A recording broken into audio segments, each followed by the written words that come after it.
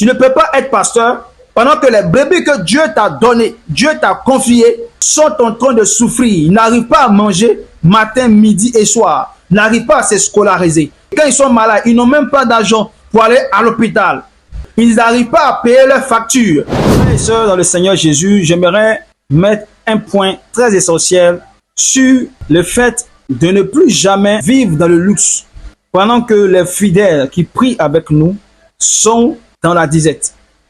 Ils n'arrivent pas à se scolariser, ils n'arrivent pas à payer le loyer de leur maison, ils n'arrivent pas à garantir leur repas de 3 fois par jour.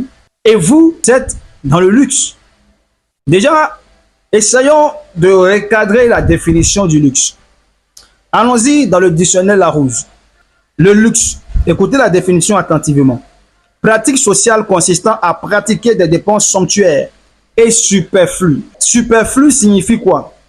Qui n'est pas essentiel, qui est de trop.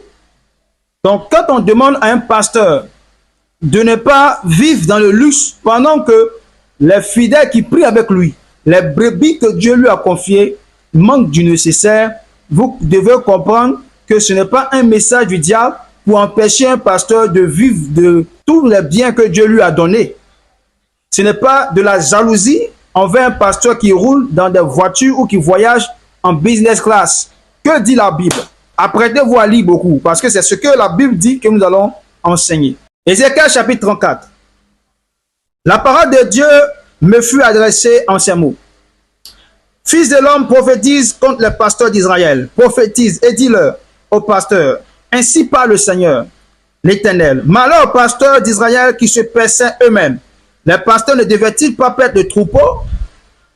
Vous avez mangé la graisse. Vous vous êtes vêtus avec la laine. Vous avez tué ce qui était gras. Vous n'avez point fait perdre les brebis. Vous n'avez pas fortifié celles qui étaient faibles, guéri celles qui étaient malades, pensé celles qui étaient blessées. Vous n'avez pas ramené celles qui s'égaraient, cherché celles qui étaient perdues. Mais vous les avez dominées avec violence et dureté. Elles se sont dispersées parce qu'elles n'avaient point de pasteur. Elles sont devenues la proie de toutes les bêtes des champs. Elles se sont dispersées. Mon troupeau est errant sur toutes les montagnes, sur toutes les collines élevées. Mon troupeau est dispersé sur toute la face du pays. Nul n'en prend souci. Nul ne le cherche. C'est pourquoi, pasteur, écoutez la parole de l'Éternel.